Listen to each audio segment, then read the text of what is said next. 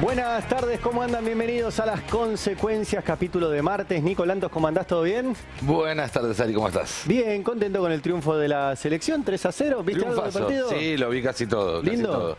La verdad que sí, no recordaba una actuación tan buena de la selección en la altura de La Paz. Sí. Y teniendo en cuenta que Messi no jugó, también doble mérito para un equipo que evidentemente, más allá de las alegrías que nos ha traído, tiene todavía mucho por darnos. Muy bien, bueno, me encantaría dedicarme a analizar el partido. Podríamos, ¿no? Podríamos en alguna ocasión, pero hay que apuntar al próximo Mundial.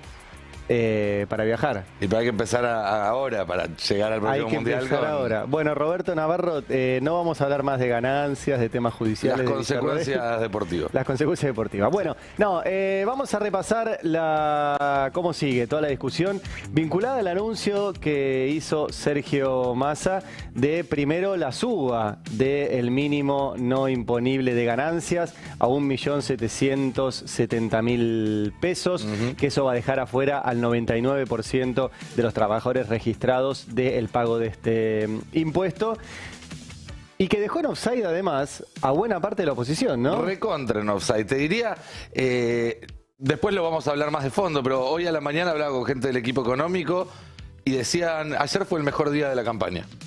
Ayer, sin ninguna duda, fue el mejor día de la campaña hasta ahora. ¿Por qué?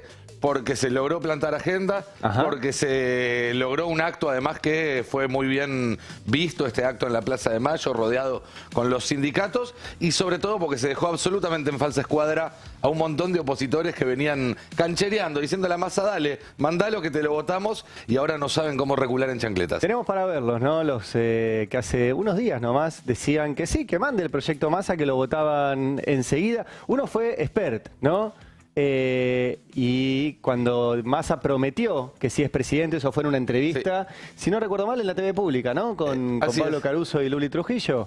Bueno, el impuesto a las ganancias de los trabajadores recauda menos del 0,2, la nada misma es como el 90% de los impuestos nacionales, literal. Se pueden eliminar con un bajísimo costo fiscal y aliviarle mucho la vida a la gente, dijo José Luis Espert el 6 de septiembre. ¿Eso fue hace como 3 años? No. No, ahora. 6 días. La semana pasada. 6 de septiembre. ¿Qué más dijo Expert ahora que sí? Massa lo va a mandar. Dijo que es una medida irresponsable porque el gobierno tiene déficit fiscal. Ah, este es previo. No solo es una medida irresponsable, sino que ganancias es de los pocos impuestos nacionales que hay que no hay. No, claro, esto es ahora. El político paga de manera muy directa el costo de aumentarlos. El tipo se dio vuelta en el aire en 6 días. Es fácil eliminarlo, no es fácil eliminarlo. Al final resultó marxista, pero de Groucho. Estos son mis principios y si no le gustan tengo otros. Claro. Bueno, Ritondo también estuvo rápido. El otro día se ve que los mandaron a todos, porque el 6 de septiembre Massa prometió que si es presidente eliminará el impuesto a las ganancias, que dijo Ritondo, podés hacerlo ahora, mandá la ley que la votamos. ¿Que la votamos? Bueno, no sé si la votan. Pero ¿qué dijo ahora? Los mandaron a contestar. Hay varios tweets más que no vamos a repasar por un tema de tiempo, de diputados, justamente de la oposición, que se sacaban fotos en su despacho, selfies en su despacho, diciendo, estoy acá esperando que llegue el proyecto de Massa. López Murphy, Sabrina Ahmed, Bueno, y ahora Ritondo firmó junto con el resto de los diputados de su bloque que no. Que ahora no están de acuerdo. Y apareció también el que prometió que iba a sacar el impuesto a las ganancias en su campaña del 2015. Un tema importante en ese momento, ¿ustedes se acuerdan? Ayer lo repasábamos. Si ustedes ven la curva de cuántos trabajadores pagaban el impuesto a las ganancias, fue una curva que en el 2013, año en el que Massa también fue candidato y lo llevaba como caballito de batalla, casi el 30% de los trabajadores registrados pagaba, lo cual era mucho.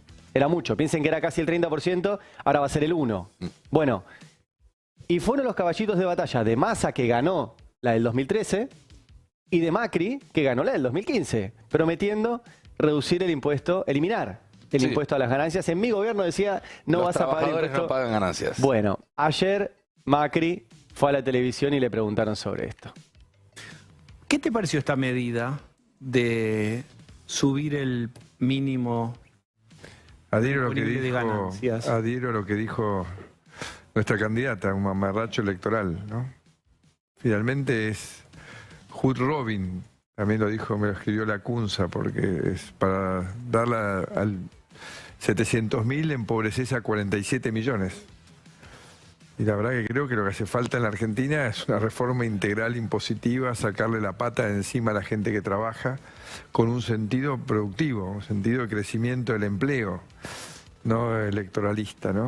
Creo que hay que hacer una cosa en serio, que vuelva a ser la Argentina un país viable para la inversión. Si hay inversión, hay empleo, y la Argentina tiene muchísimas posibilidades de generar empleo si ordenamos la economía, ¿no? Qué impresionante. En la Facultad de Psicología nos enseñan repregunta, ¿no?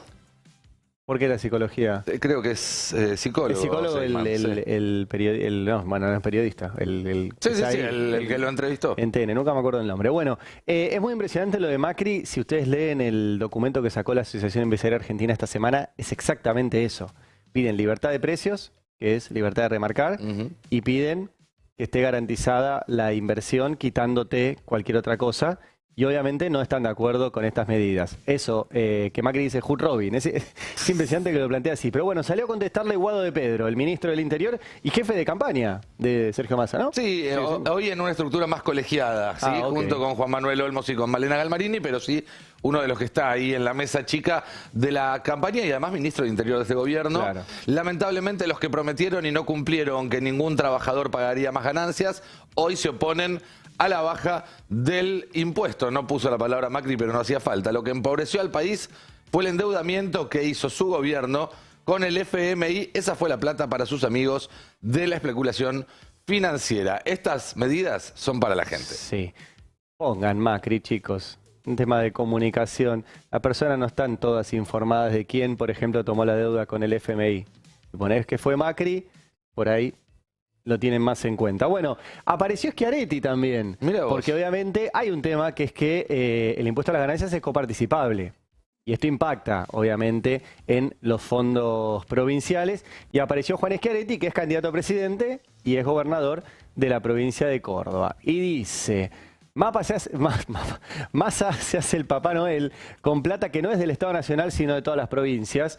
Nosotros estamos de acuerdo con bajar la carga impositiva a los trabajadores y al sector productivo. Es poco serio y irresponsable hacer anuncios electoralistas con la plata ajena. El 61% de lo recaudado del impuesto a las ganancias es de las provincias. Hay como una confusión. Por el principio dice que no es del Estado, es de las provincias. Después dice que es el 61%. Tampoco es de las provincias, justamente es impuesto nacional coparticipable.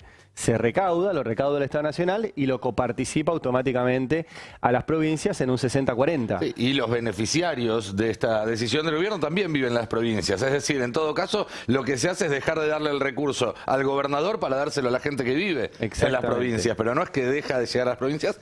Sobre todo Córdoba, una provincia que por su estructura productiva tiene muchos trabajadores en la industria automotriz y en otros sectores que van a ser alcanzados por este beneficio. Bueno, apareció también el ministro que defaltó una deuda en pesos. El reperfilador. Histórico, Hernán Lacunza, que el tipo opina todavía. Pagan ganancias el 10% de asalariados con sueldos superiores a 700.000 pesos. Eso es un dato cierto. Sí. Pagan inflación el 100% de los trabajadores con salario medio, 140.000 pesos. Con déficit 4% del PBI, emisión 11% del PBI, inflación 150%, el gobierno propone bajar ganancias 1% del PBI para que los pobres alivien a los ricos. Ahora me pregunto yo, cuando llegue este jueves el proyecto de presupuesto 2024 al Congreso e incluye un montón de recortes de subsidios a los ricos que van a financiar justamente esta baja a las ganancias, lo van a votar con las 4 manos, me imagino, ¿no? Deberían. Porque ahí sí se va a mostrar de dónde sale la plata con la que se compensa lo que se deja de recaudar. Además, creo que hay una confusión de argumento. No es que se le da a los trabajadores de mayores ingresos y se le quita a los de menos. En este caso se le está devolviendo este impuesto a los trabajadores de más altos ingresos. Lo que hubo hace unos días fue medidas para los trabajadores de más bajos ingresos y lo que falta en estos días son más medidas para los trabajadores de bajos ingresos, registrados y no registrados. En un rato vamos a estar repasando todas las medidas que ya hubo y las que faltan por anunciar, porque realmente es una batería impresionante si las ves todas juntas, y falta un poco de narrativa también con eso, ¿no?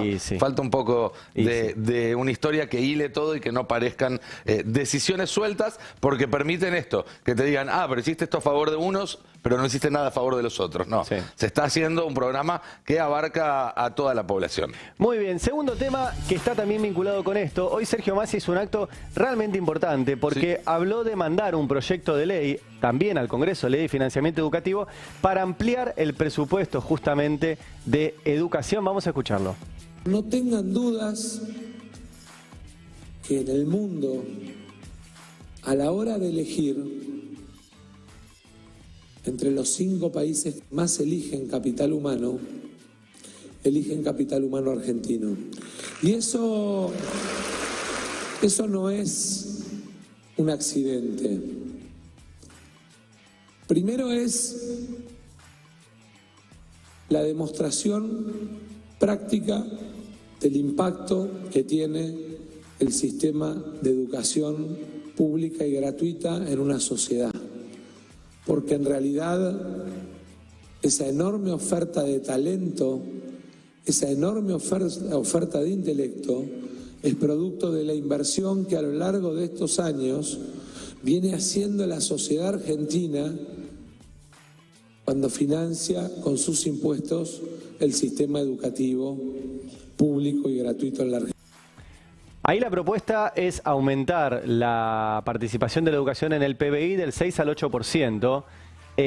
Al 6 llegó durante el gobierno de Cristina. Sí. Una ley que se envió en ese momento de financiamiento educativo. Se me fue el nombre de Silioni. Silioni era el ministro de Educación en ese momento, ahora es Jaime Persic.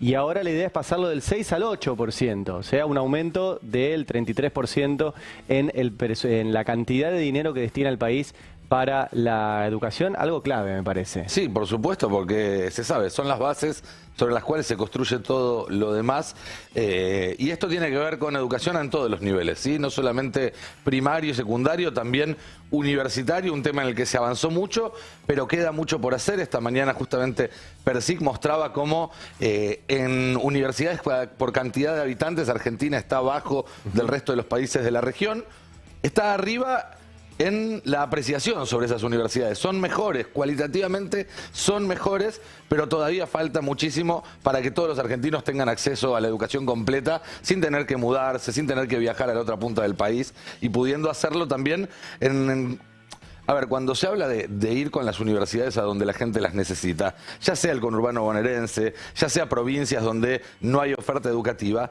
no es solamente facilitarle el acceso a las personas que no tengan que viajar para estudiar. Es poder adaptar la oferta educativa a las necesidades de cada región. Claro. Poder enseñar lo que hace falta en cada región para generar mano de obra, para generar gente especializada, técnicos que puedan seguir trabajando y sumando valor agregado en el lugar donde nacieron y no tener que venir acá a Buenos Aires o a otra de las grandes ciudades. Bueno, y aprovechó Massa porque ya estaba enterado obviamente de toda la reacción opositora del otro tema de ganancias y les contestó, mirá.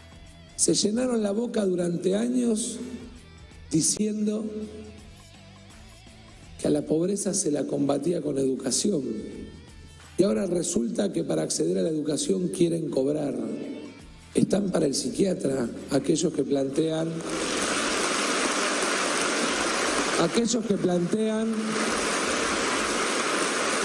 que a la pobreza la vamos a combatir cobrándole el acceso a lo que los saca de la pobreza a quienes están en la pobreza. Bien, obviamente el destinatario de eso es Javier Milei. Humilde consejo de vuelta, nombren a las personas a las cuales se refieren. No todo el mundo está informado de que es Javier Milei el que propone que tengas un voucher para pagarte la escuela. No asuman eso porque no es así. Bueno, seguimos con esto. Habló la ministra de Trabajo, Kelly Olmos. Sí, seguimos con esto de los anuncios en ya un ritmo de campaña más intenso y anuncios más de fondo, más pesados, ¿no, Ari? Que no tienen que ver con cuestiones puntuales, sino con debates que le van dando forma a la campaña. Se va a empezar a discutir ideas, propuestas, en vez de movimientos espasmódicos o eslóganes. ¿Te parece que repasemos qué fue lo que dijo? Dale, a ver. Acá, Argentina quedó muy retrasada al mantener desde los 80 las 48 horas semanales. ¿Esto con qué tiene que ver? Con algo que había anticipado ayer Héctor Daer después de la reunión con Massa y que confirmó esta mañana también en el programa de Navarro 2023 Guillermo Michel, la mano derecha del ministro de Economía, que tiene que ver con la reducción de la jornada laboral como un tema que se está trabajando para presentar en el Congreso y discutirlo de cara a los próximos años. Recordemos, es un tema que se viene discutiendo en varios lugares del mundo y que tiene que ver con que hay un aumento de la productividad dado por las nuevas tecnologías que no se correlaciona con aumentos de sueldo y tampoco se correlaciona con menos horas de trabajo. Entonces, por algún lado, se tienen que empezar a repartir ese aumento de la productividad y reducir la jornada laboral es una de las opciones que muchos países están evaluando o incluso empezando a implementar con muy buenos resultados. Chile había empezado, ¿no? Chile lo siempre le gusta como discutiendo y creo que se votó una ley en ese sentido que en los próximos años de manera gradual va reduciendo la jornada laboral. Hay experiencias piloto en Gran Bretaña, en España, todas con muy buenos resultados, así que un tema sumamente interesante que además sirve para que todas las partes tengan que dar una postura y defenderla, ¿no? Y que se sepa quién es el que defiende los intereses de los trabajadores y quién el que defiende el interés de los empresarios. Hablando de interés de empresarios, otro tema que está vinculado a lo que presentamos ayer y publicamos el domingo, sobre quiénes son realmente los que están detrás de Victoria Villarroel. El domingo, vice de Milei. La vice de Milei. La vice de Javier Milei, exactamente. El domingo lo publicamos, ayer lo mostrábamos acá en Las Consecuencias, que detrás de Villarroel no es una mujer que apareció de la nada, armó una ONG chiquitita y bueno, y porque tiene mucho ímpetu y fuerza y tuiteaba, bueno, Milei la eligió como su candidata a vice y bueno, es simplemente una ciudadana común. No, lo que mostramos ayer es que tiene vínculos con los sectores empresarios más poderosos del país a través de sus abogados, que no son el abogado que vos podés tener si te rajan o si tenés algún quilombo. Son los grandes estudios de la City porteña que hace más de 100 años se reúnen en el colegio de la calle Montevideo, que no es el colegio público, y ahí están los que armaron los planes económicos de las dictaduras, los que fueron funcionarios de las dictaduras, los defensores de los genocidas y los socios de los principales estudios de abogados. O sea, Victoria Villarroel no apareció de la nada, y tiene todos estos vínculos, de hecho es socia de ese colegio y lo que mostramos esta semana es que en el CELTIV, el Centro de Estudios Legales sobre el Terrorismo y sus Víctimas, en su escritura fundacional aparecen 2 de los 7 socios honorarios de ese colegio y otros 2 que son de sus socios más importantes, uno su expresidente Máximo Fonrush, otro Jorge Pérez Alati, que es recaudador de Macri, abogado de los bancos y muchos etcétera que no les voy a repetir ahora.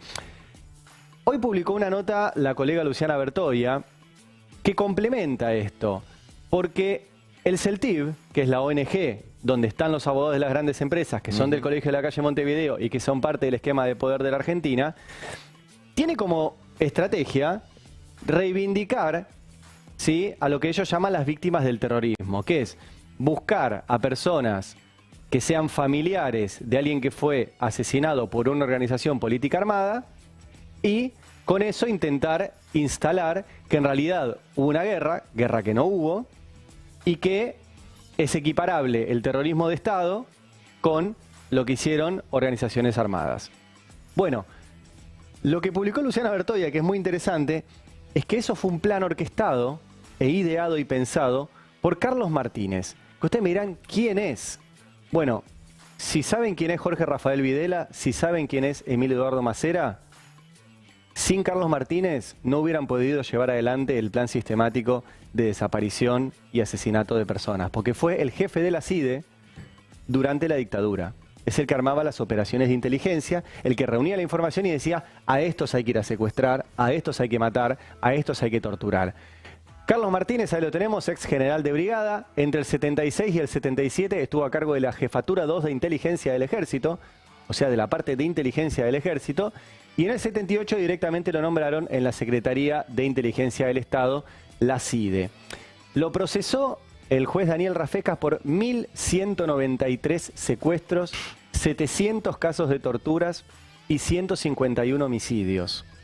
La palabra genocida se hizo para este tipo de personas. Exactamente. Y murió impune porque murió antes de que terminara su proceso judicial. Y lo que publicó la colega Luciana Bertoia es que Carlos Martínez, cuando empezó el proceso de Memoria y Verdad Justicia y empezaron a llevarse adelante los juicios por delitos de lesa humanidad a partir del 2003, este señor, un genocida, ideó un plan que tenía los siguientes puntos, los vamos a leer. Localizar a numerosos particulares damnificados, en su mayoría deudos, lo que hace Villarroel. Fundamentar las denuncias para implicar a exintegrantes de organizaciones político-militares, lo que hace Villarroel. ¿Cómo iba a demandar la intervención de asesoramientos legales del mejor nivel? Deberá definirse si es necesario algún tipo de recursos financieros. La intervención de asesoramiento legal de primer nivel son los socios de Villarroel en el CELTIB, los principales abogados del país. Y los recursos financieros los ponen ellos también. Y los recursos financieros los ponen ellos. Y seguía el plan de este genocida. Lograr que particulares damnificados consientan su presentación. Para eso será necesaria una bien programada acción psicológica para clarificar a la opinión pública cómo motivar a los particulares damnificados. El caso Larrabure, cómo hace Victoria Villarroel. Dar relevancia a las conmemoraciones de los eventos principales de la agresión terrorista y enfocarse en las acciones comunicacionales, como hace Victoria Villarroel. Lo interesante de esto, y es una continuidad de lo que publicamos, es que no solo tiene detrás a los principales estudios y empresas del país, sino que todo lo que hace fue diseñado y planificado por uno de los peores genocidas que tuvo este país, que fue Carlos Martínez, que murió impune, pero que sin Carlos Martínez, Videla no hubiera sabido a quién ir a detener, a quién matar, a quién torturar. Y el plan es exacto: buscar a supuestos damnificados, convencerlos, tener a los mejores abogados, llevar adelante acciones comunicacionales. Es todo lo que hace Victoria Villarroel, la candidata vice de Milei, desde su ONG, armada con los exfuncionarios de dictaduras y los abogados de las principales empresas del país. Bueno, queríamos resaltar esto porque se empieza a entender también, de vuelta, Villarroel no es una persona suelta que apareció de la nada y que justo la eligen a ella como candidata vice de Milei. La eligen a ella por todos estos nexos: Fuerzas Armadas, grandes empresarios y los negocios que quieren hacer disfrazados de una supuesta búsqueda de memoria completa. No es que nació de la nada, no apareció solita. No apareció solita. Sí. No, y esto engancha directo con el próximo tema, más allá de que vamos a la agenda internacional, porque tiene que ver con Jair Bolsonaro, mejor dicho, con declaraciones de Lula sobre Bolsonaro, diciendo que el expresidente brasileño está altamente comprometido y que cada día aparecen nuevos elementos que dan perspectiva de que hubo un golpe de Estado, un intento de golpe de Estado en Brasil en los primeros días de la presidencia de Lula, de la tercera presidencia de Lula, y que Bolsonaro estaba involucrado en ella hasta los dientes. ¿Y por qué digo que hay un vínculo? Porque ya no ocultan ni Milei ni Villarroel su admiración y su parentesco político con las experiencias de Donald Trump y de Jair Bolsonaro. Y tanto Donald Trump como Jair Bolsonaro, cuando se enfrentaron a un resultado político adverso, no lo reconocieron e intentaron cambiarlo mediante la violencia. Eso fue el 6 de enero en el Capitolio, el episodio que se hizo mundialmente conocido, y también la versión sudamericana que se vio en Brasilia en los primeros días de este año. Digo, tanto en el elemento norteamericano como en el brasileño hubo participación de fuerzas de seguridad y de elementos vinculados con la inteligencia en la preparación de estos golpes de Estado. Sí. Con lo cual, estos vínculos de Villarroel, bueno, nos llevan a pensar qué va a pasar si Milei finalmente termina perdiendo el balotaje o perdiendo la elección en primera vuelta, sobre todo si es en una elección ajustada. ¿Aceptará el resultado o no? A mí me gustaría, por ejemplo, preguntárselo, sí, o que se lo pregunten quienes le hacen entrevistas, porque no es solamente una fantasía. No, claro. Hay suficientes motivos para sospechar de que en el caso de que las urnas no lo acompañen, Milei seguiría un camino similar al que ya tomaron Trump y Bolsonaro y que Lula lo acaba de definir en esta conferencia de prensa donde habló sobre el tema claramente como un intento de golpe de Estado. Bien, tenemos una breve tanda, quédense que al regreso Nico Lantos les va a contar cómo siguen los anuncios del gobierno y la discusión sobre ganancias. Ahí venimos. Seguir hablando del anuncio de Sergio Massa. Ayer salió del Ministerio de Economía y estaba rodeado ahí de buena parte de la dirigencia sindical de la CGT y de la CTA. Estamos comunicados con Andrés Rodríguez, secretario general de UPCN, Trabajadores Estatales. Andrés, buenas noches. Ariel Ijalat, Nicolás Lantos, los saludamos. ¿Cómo le va? ¿Qué tal? Buenas noches. Le pediría si me dan más retorno porque se oye muy lejos. Bien, ¿ahí me escucha mejor? Ahí un poquito mejor, si puede ser un poco más mejor todavía. Ahí lo intentamos. Bueno, ahí está. Andrés, ¿cuál es la importancia que tiene para usted el anuncio que hizo Sergio Massa y puntualmente también para los trabajadores estatales? Sí, mucha, por supuesto. Es una iniciativa muy positiva de parte de Sergio Massa y realmente genera la respuesta a una concepción que tiene la CGT de hace muchísimo tiempo, que ha levantado siempre la bandera de considerar al salario como no ganancia. Por lo tanto, esta realidad que se produce con el anuncio de ayer verdaderamente pone claramente sobre la mesa esta cuestión y realmente el movimiento sindical lo apoya en su totalidad. Por eso, además, por supuesto, tiene otro beneficio concreto, más allá de la concepción, sino que mejora notablemente los ingresos, por lo menos de una franja importante de trabajadores, cerca de 800.000.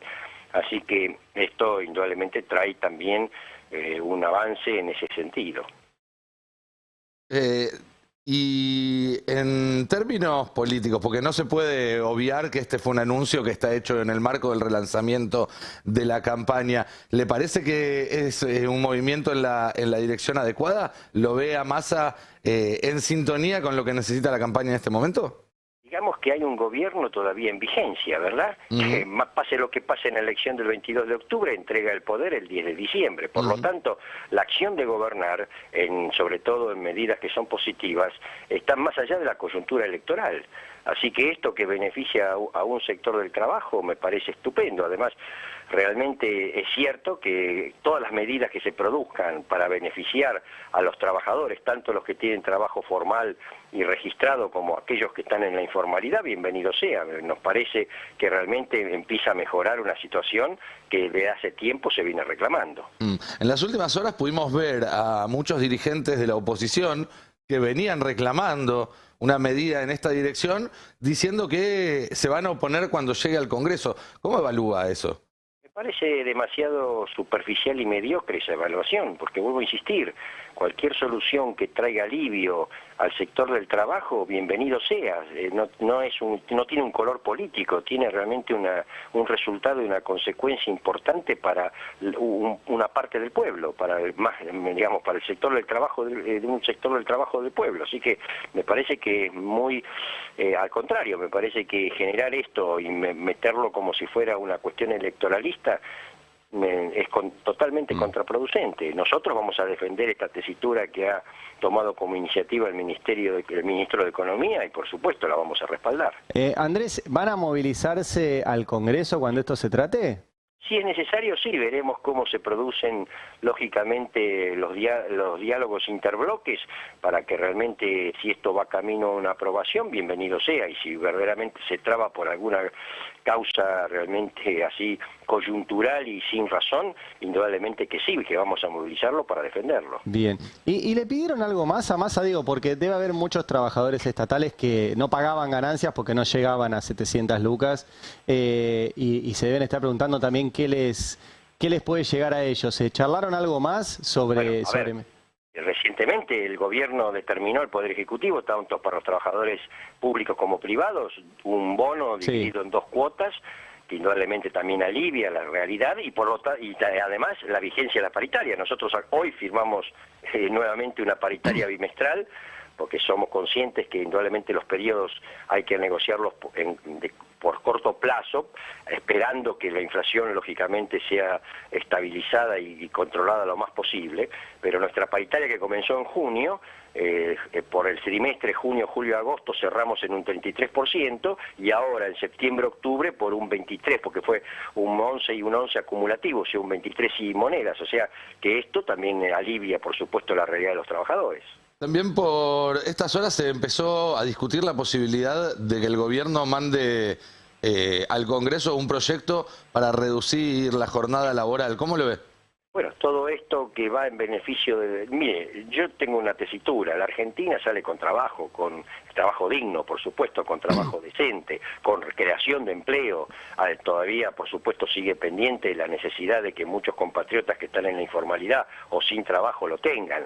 Todo esto que genere realmente en serio, más allá de, por supuesto, de inversiones genuinas que determinen un crecimiento de la economía, pero que además estén acompañadas por una creación permanente de trabajo y de empleo para todos, es bueno, y todo lo que mejore la realidad del trabajador es positivo. Bien. Andrés, gracias por atendernos, que tenga buenas noches. No, gracias a ustedes, adiós. Estábamos hablando con Andrés Rodríguez, secretario general de UPCN, y ahora lo tenemos en línea a Abel Furlan, secretario general de la Unión Obrera Metalúrgica de la UOM. Abel, buenas noches, aquí Arely Jarati y Nicolás Lando los saludamos. ¿Cómo le va? Buenas noches, un gusto, ¿qué tal? ¿Cómo están? Muy bien. Muy bien. Bueno, ¿cómo impactan los metalúrgicos el anuncio de Massa? Bueno, si bien nosotros tenemos distintas realidades, aproximadamente entre 12 y 14.000 trabajadores van a estar beneficiados por esta medida. Esos trabajadores son fundamentalmente lo de la rama siderúrgica, aluar. Hay muchos sectores de la actividad nuestra que superan el mínimo imponible de la cuarta categoría hoy y que se van a ver beneficiados con esta medida, ¿no? Bueno, la verdad que para nosotros es algo sumamente importante que se haya podido resolver de esta manera favorablemente, porque era una injusticia muy grande la que estaba sucediendo. Uno veía cómo al campo de alguna manera, por las presiones y todo lo que sabemos, la falta de divisa y demás, se llevaba parte de los recursos del Estado y nosotros seguíamos aportando el mal llamado impuesto a las ganancias. Creo que se ha hecho justicia, creo que de alguna manera esta iniciativa que ha tenido el ministro Sergio Massa nos llena de alegría, de satisfacción, pero fundamentalmente creo que se ha hecho justicia. El salario no es ganancia, y menos por estos días, donde está prácticamente interpelado cuánto vale nuestro esfuerzo, cuánto vale nuestro trabajo hoy en nuestra querida patria. Abel, ¿qué tal? Nicolás Lantos te saluda. Quería consultarte porque todos vimos el video de Massa saliendo del Ministerio de Economía, el anuncio que hizo ahí en Plaza de Mayo, rodeado de columnas sindicales. ¿Cómo fue la reunión previa? ¿En qué términos se dio? ¿Hubo discusiones? ¿Hubo apoyo pleno a esta postura? ¿Se discutieron algunas medidas también que se puedan tomar en el futuro también? Sí, claro, por supuesto que la medida fue apoyada de manera unánime por todos los compañeros del movimiento obrero que estábamos presentes, e inclusive por diputados que también estaban en esa reunión, pero fundamentalmente creo que fue sintética la reunión porque había compañeros que estaban afuera. Nosotros le dijimos al ministro que a pesar de la afonía que tenía, hiciera el esfuerzo para hablarle a los compañeros porque era una grata noticia y los compañeros querían escucharlo al ministro para que eso fuera parte de una realidad que buscamos desde hace mucho tiempo. Así que sí, claro, la medida fue tomada y apoyada de manera unánime. Bien. Abel, ¿qué cree de lo que ahora empezaron a decir algunos dirigentes opositores de que no lo van a votar en el Congreso?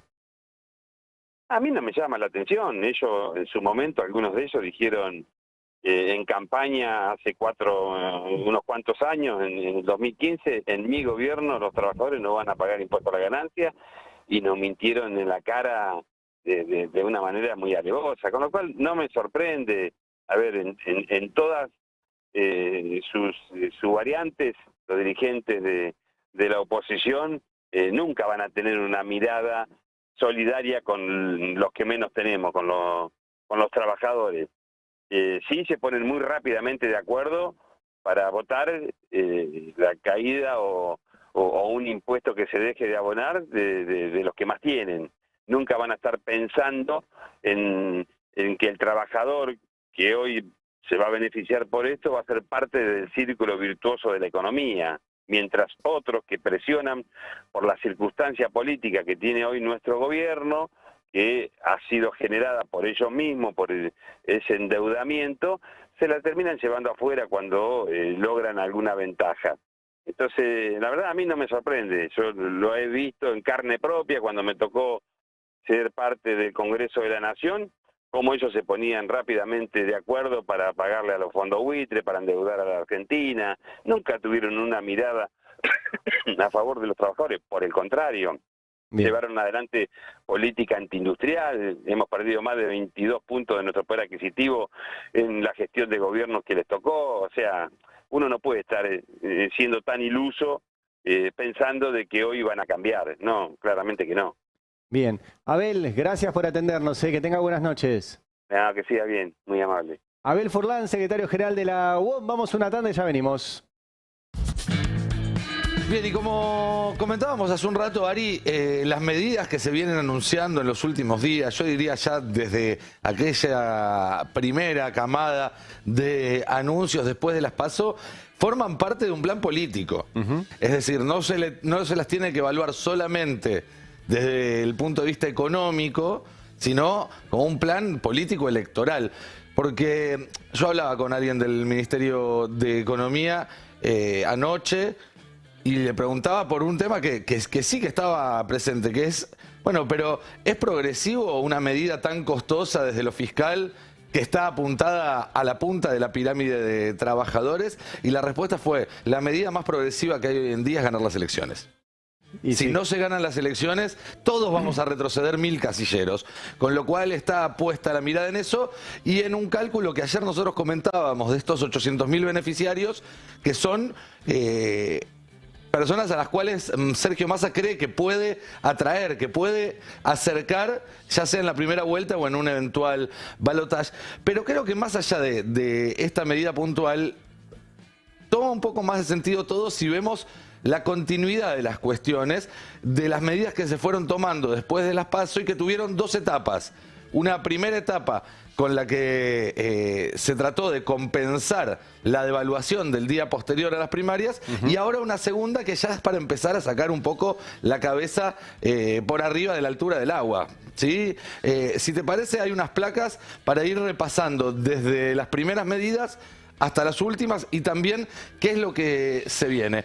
La primera etapa, como decíamos, es lo que tuvo que ver con los paliativos post-devaluación para recuperar lo que se puede haber perdido con ese salto devaluatorio del lunes 14, que se llamó Nuevo Programa para el Fortalecimiento de la Actividad Económica y del Ingreso para las Familias Argentinas, y básicamente fueron los que anunció Massa en un videíto o en una serie de videitos. Un montón de videos, un domingo, uno atrás de otro. Y ahí estuvo el bono de 60.000 para empleados formales, que se le conoció como suma fija, pero que es un bono. El refuerzo a las jubilaciones, 10.000 pesos más, a los bonos ya mencionados anteriormente. Créditos subsidiados para distintos tipos de trabajadores. Congelamiento de prepagas. Después pasamos a la siguiente placa, donde siguen las medidas de esta primera etapa. Refuerzo a las trabajadoras domésticas, acuerdo de precios, refuerzo al potenciar trabajo y a la tarjeta alimentar, beneficios para monotributistas, que fue la exención del pago del componente impositivo por 6 meses, más un crédito, y prefinanciamiento de exportaciones. Acá el primer bloque, esto tenía que ver con, insisto, emparejar lo que se había retrocedido con la devaluación, tanto en términos de poder adquisitivo como de competitividad y de actividad económica. Y luego empezó la segunda etapa, ¿sí? Que ya no tiene que ver tanto con recuperar eso, sino con tomar la iniciativa política, con proyectar hacia adelante. Y ahí es donde empiezan a verse estas medidas como la de ayer, pero también algunas de los últimos días y otras por venir. Vamos a pasar entonces a la siguiente placa, donde aparecen las primeras medidas de la segunda etapa, la etapa de campaña, Por ahora las que ya están oficializadas, baja de retenciones a las economías regionales, promoción de empleo en blanco a pymes, eliminación de impuesto a las ganancias a trabajadores y financiamiento educativo, lo hablábamos recién, lo anunció esta mañana.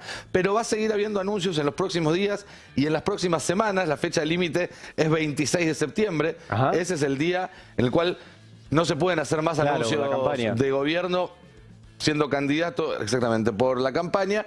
Pero de acá al 26 de septiembre, en las próximas 2 semanas, vamos a tener una batería de anuncios sumamente importantes, muchos de los cuales ya fueron anticipados de una forma u otra. Vamos a repasarlos porque si los vemos todos juntos realmente es fuerte, ¿no? Tenemos alivio para monotributistas y autónomos, que ayer anticipó en una entrevista a Sergio Massa, que está evaluando con su equipo y que se va a anunciar la semana que viene. Los monotributistas que habían recibido en la tanda anterior una ayuda muy módica, van a tener algún tipo de apoyo extra, se está viendo de cambiar las categorías, bueno, ahí se está viendo la manera de resolver. Son sectores también donde es difícil hacer un apoyo con el Estado, porque no es que hay un sueldo que se cobra, no es complicado. ¿Sí? Está la experiencia del IFE. Pero bueno, obviamente eso también implicaría un desembolso más importante. De todas formas, no está del todo descartado. Pero lo cierto es que tanto monotributistas como autónomos van a tener algún tipo de ayuda. La idea es que todo el mundo reciba por alguna forma u otra algún tipo de ayuda. Hoy hablábamos también con Michel, que explicaba que es cierto que autónomos no tuvo hasta ahora ninguna medida paliativa, pero que cuando se hace una cuenta total del peso impositivo, del peso fiscal, los autónomos, como tienen la capacidad de descargar, por otro lado, parte de sus impuestos, tienen un peso relativo mucho más bajo que los trabajadores en relación de dependencia. Autónomos, recordemos, es cuando te pasás del monotributo. O sea, cuando te pasás del máximo de monotributo, pasás a autónomos y ahí, por ejemplo, tenés que pagar IVA. O sea, una opción que se está evaluando es agregar 1 o 2 categorías más al monotributo para que los autónomos de más abajo se bajen. Y los monotributistas no se terminen de pasar. Pero sigamos repasando entonces las medidas que se van a venir en los próximos días y en las próximas semanas.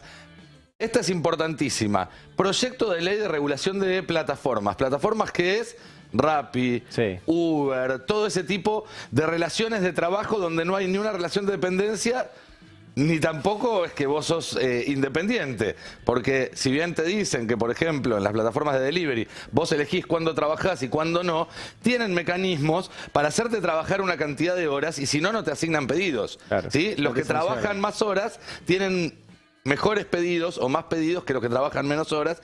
Bueno, todo esto se va a regular de alguna forma y también encontrar la forma de darle algún tipo de protección social y de derechos a estos trabajadores que hasta ahora no tienen ninguno. Sería bueno, pienso, mandar el proyecto de ley, hacer como con el impuesto de las ganancias. Hacerlo discutir. Mandar el proyecto de ley y mientras tanto darles algo ya. También. Porque es un sector, digo, piensen que son hombres, mujeres que salen a la calle todos los días sin una RT, andar en bici o en moto por esas ciudades. Sí, la mayoría de ellos tienen funcionan bajo el régimen de monotributo porque le facturan, digamos, cuando la empresa de plataformas, Uber, Rappi, cualquiera de esas, les transfiere dinero a cambio de su trabajo, eso se factura, no está absolutamente en negro, con lo cual recibirían como monotributistas una parte. Esto tiene más que ver en realidad con la parte de regular derechos y regular cuestiones de seguridad, de cobertura médica, incluso de aportes, etcétera. Vamos a ver, ya salieron desde Juntos por el Cambio a decir que están en contra.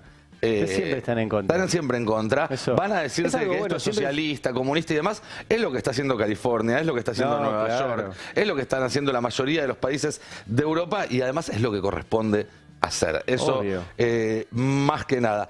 Vamos a seguir entonces. Proyecto de ley de reducción de la jornada laboral, lo comentábamos hace un rato, lo anticipó Kelly Olmos hoy en el Destape y es un tema importantísimo porque este sí afecta, bueno, obviamente a todos los trabajadores. Modificación del régimen del IVA, esto también lo anticipó Massa ayer y tiene que ver con que se está trabajando con un mecanismo para deducir en aquellas compras hechas con métodos electrónicos, porque obviamente es lo que te permite discriminar quién la está haciendo, a productos de la canasta básica o de primera necesidad, que se le descuente una parte del IVA. Okay. Es decir, esto todavía no se sabe si va a ser para todos o para cierto universo de trabajadores, pero cuando vos vayas al supermercado, cuando vayas al almacén y compres elementos de primera necesidad, vas a tener un descuento, por ejemplo, si fuera de la mitad del IVA, del 10,5%, lo cual es sumamente importante y además permite empezar a darle progresividad al sistema fiscal, ¿no? Para que no pague lo mismo por el IVA de los fideos una persona que gana 200.000 pesos que el dueño de una empresa. Eso está buenísimo y si se logra hacer ya es... Y es doblemente bueno, Ari, ¿sabes por qué? Porque además, como vos vas a tener ese descuento pagando con métodos electrónicos, vas a blanquear parte de la economía que hoy está en negro. Parte de las transacciones que hoy se hacen en billete y en negro van a ser blanqueadas y eso va a significar mayor recaudación, es decir, se vuelve virtuoso. Y por último, y esto también es interesante, va a haber que prestarle atención el jueves cuando se conozca el proyecto del presupuesto para el año que viene, la reducción de subsidios a grandes empresas. Un tema que acá en el Destape venimos planteando hace casi un año. Roberto Navarro, me acuerdo que trajo por primera vez este tema al pase el año pasado y que se refiere a esto, casi 5 puntos del PBI que están dedicados a subsidios, no a usuarios, no a las personas, sino a empresas.